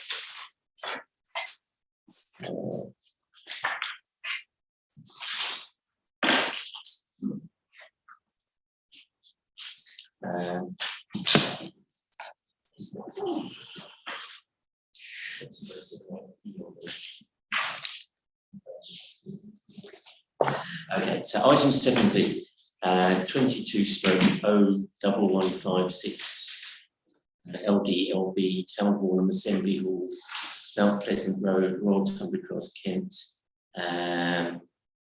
Mr. Hazelgrove, your presentation, please. Thank you, Chair. So this application is a lawful development certificate for a listed building. Essentially, the test is, do the works that the council are proposing to do to the windows require listed building consent? See from this drawing, these photographs, and you've probably seen the work going on outside, that there is a number of, quite a lot of repair work going on to the sash windows around Town Hall. A lot of them are rotten, damaged, etc., etc. And so the works that are taking place are subject to this application. The test, these are just these are sections which show the windows and the works of the windows and the sash windows that are in such a bad condition. The test is, do these works require listed building consent? The Principal Conservation Officer has reviewed the application and reviewed the details that are submitted with it, and has come to the conclusion that they don't, and that the threshold for the requirements for building consent hasn't been met. So the proposal is for a certificate to be granted in respect of these works. So these are just the pictures, I say, of the windows which are affected. Some similar work has been taking place already, and has already been completed, I think, on the Assembly Hall. So essentially this relates to refurbishment of existing window frames. Thank you. Any questions of the officer on this application? Councillor Bailey and then Councillor Reid. Well, I guess my main question is, I assume that this work is already being undertaken, judging by my view. Is this something that typically gets applied for retrospectively or not? Thank you, Chair. It's not the case that it's been. I see where you're coming from, because the work's already being undertaken and we're sitting here now discussing an application for it. But this isn't an application to regularise what's being done already. It's an application to certify that the works don't require listed building consent. And we have had similar applications elsewhere in the borough where people wanted to do work to their own listed buildings, to their own properties, not just to windows, but to all manner of aspects of the building. And again, we granted those certificates where we're satisfied that they don't rise above that legal threshold of requiring listed building consent. So, yeah, it's not really sort of retrospective. It's more to certify that works, like I say, are lawful and don't require consent. Okay, Councillor Reid. Thank you, Chair. In effect, Councillor Bailey has actually asked that same question, in that aspect of retrospective. The works have already been carried out, or would maybe expected a block you put in with a certificate, and then you certificate that block, and you carry that work out.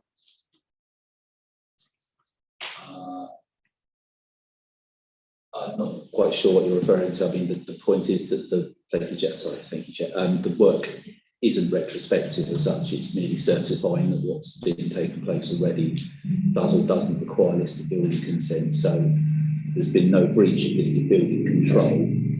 The conservation officer, when you look at the work that's been done, this essentially is a certificate that would confirm that that's the case. There's no requirement to actually apply because it's a kind of a belt and braces exercise. Can I just get that right then? To carry out the works in a listed building with window frames, then you require a certificate on the basis that I read it's minor changes, but if there were considerations where you couldn't use the normal resin hard filler, then you might have to replace. So that's right. I mean, I think if we were looking at a scenario where all of the windows had to be replaced 100% and had to be completely remade, or substantial numbers of them had to be remade, I think it'd be a different story. But everything is judged on its own merits, and every case is judged on its own merit. Thank you. I think it's also worth bearing in mind that the submission of the application isn't the first contact we've had with our property team on this. They have been discussing the matter with the conservation officer to essentially ensure that they were going through the right process and that what they were proposing did not amount to works that would affect the character and appearance or the historic character of the listed building, so that they would then be able to apply for this certification. It was not required. And the requirement is that on the day that the application was submitted, that the works do not require listed building consent. That's what the recommendation is. They do not. Councillor Patterson. Thank you, Mr. Chairman. I don't really have a problem with this, but I'm a bit confused. I mean, the council's submitted a lawful development certificate. Why did they apply for the listed building consent in the first place? I mean, because they want to make one application, not to have another application. So why don't you just apply for the first application and get done with it? I think that's it. I mean, they couldn't apply for listed building consent application because the works that they're proposing don't require listed building consent. And I think as Mr. Hazelgrove said, there is no obligation to get a listed building lawful development certificate at all. There's no requirement to do that. However, from discussions between conservation and the property team, it was felt that the most appropriate way would be to put this into an application and say, this is what we're doing. Can you certify it essentially in law that this doesn't require us to do consent? Otherwise, can you turn aside with the already know? Yeah, because I think there are a number of cases where across the borough where as an authority we get involved in enforcement complaints and various other bits and pieces about people changing windows in listed buildings. And obviously what the property team wanted to make sure that they were absolutely certain that what they were doing didn't fall within that remit of requiring listed building consent, hence the application. If there are no further questions, we'll move into debate. Anyone want to kick off with that particular application? Councillor Bailey? I mean, to me, there doesn't seem to be a huge issue with this. I mean, I don't know a huge amount about listed buildings, to be honest. But I'm actually just generally not in favour of the work that's taking place because it is basically extending the life of some sort of fairly drafty single glazed sash windows at a time when I think we should and could be upgrading to double glazing. I thought the debate nowadays was if you want to do anything with your windows, are you going to go with double glazing or triple glazing? And we seem to be sticking with single glazing, despite having a pledge to be zero carbon by 2030. So I do appreciate that that's not necessarily a kind of planning reason to turn this down. You're well off fees. But I'm not going to support it just because I don't agree with the works that are being done. Anybody else want to make a contribution?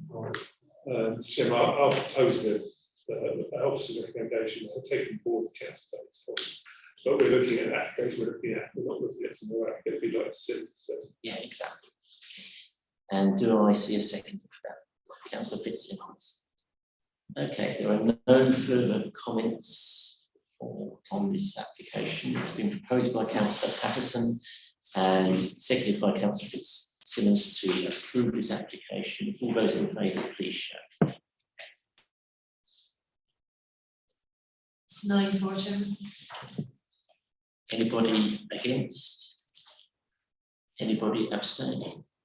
One abstention, John. That application is approved. So we now move on to item 7E, application 22/01324 /4 Calverley Grounds, Mount Pleasant Avenue, Royal Tunbridge Wells. Mr. Harrisgrove, that's you again. Thank you, Chair. So this application is for the annual ice rink, which is set up in Calverley Grounds. So you'll see the block plan there showing the location of the rink. It's in the same position as it has been in previous years. It's an aerial photograph of the site where it's proposed to go. And so the rink is concentrated around this.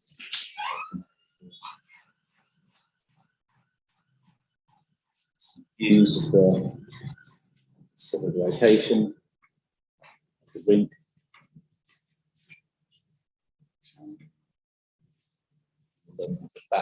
Along the back there is where the various little kiosks and stalls will be located, as you'll see in later plans. So this is a block plan of the rink. It's divided into two, a children's rink and a main one. Then you've got the cafe and changing area here. And you've got the various concessions and stalls dotted along the walkway. So a view of the rink, it's the covered area, again, you'll see is pretty similar to it has been in previous years. This is the lighting plan, so it will be lit through lights and 4-metre poles. And these are typical examples of the little concessionary stalls that are lined along the back of the site, along the walk. Reversible, of course, so they're just there for the short period of time the rink's in operation, and then they're removed again. So the recommendation is for approval, and thank you very much. We have no speakers on this item, so we'll move to questions from members. Does anybody have any questions on this particular? Councillor Wakeman. It's not a problem to me, I'm just interested. Is this slightly bigger than it's been in previous years, or is it? Just looking at that, it looks bigger. It's orientated slightly differently. So before it was all, you can see there, it's on a more sort of east-west basis. It was angled slightly more on a sort of south-west-north-east basis before. In terms of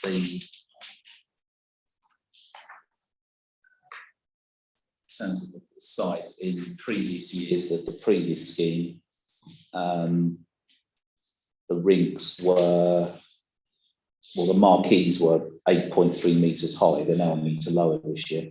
For some reason, I'm not quite sure why. And the actual size of the rink itself is slightly larger in square metres. So it's 900 this year. It was 880 in previous years.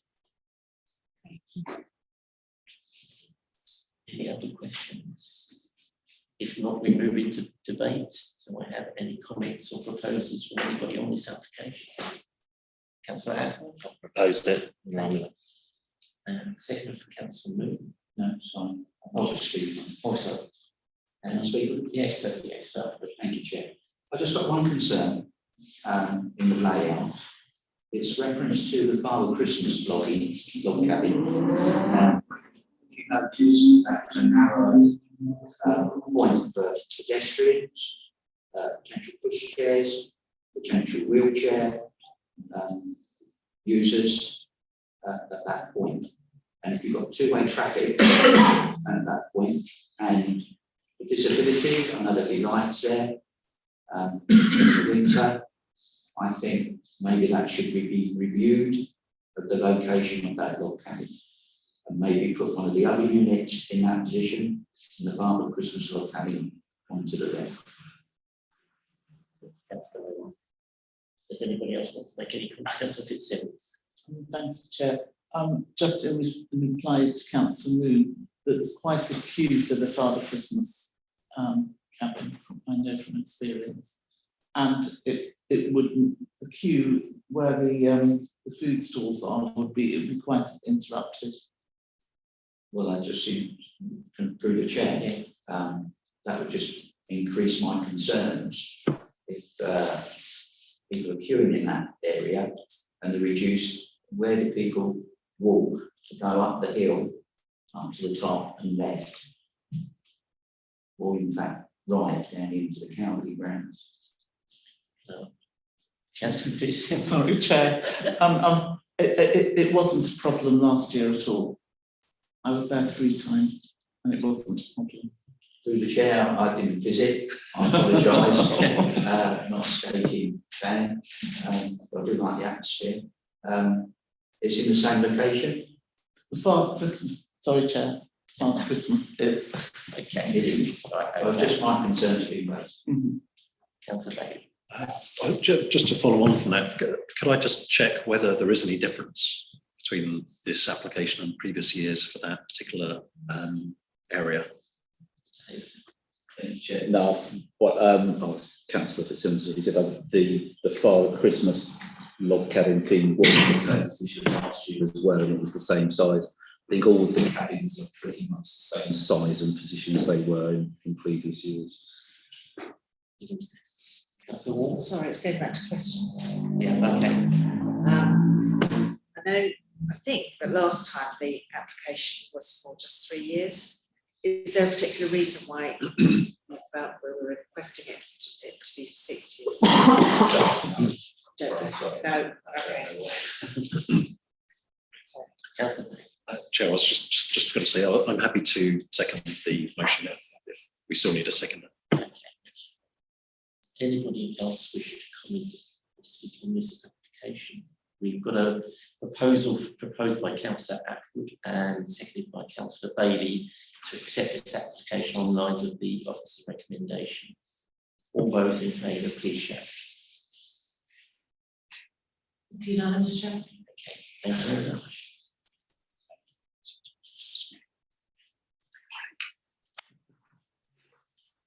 Application has now been approved. I'll give it 4 minutes. Okay, move on to item 8, appeal decisions for noting 21st of April to 21st of June of this year. These are set out on page 125 of the agenda. If any members have any questions relating to these appeal decisions, they should be raised with planning officers outside the meeting. Item 9, urgent business. I can confirm there is no such business. And item 10, date of the next meeting. The next meeting is on Wednesday, the 10th of August 2022. The meeting is closed. Thank you all for your attendance. Thank you, Thank Chair. you, Chair. Another place to have a chat.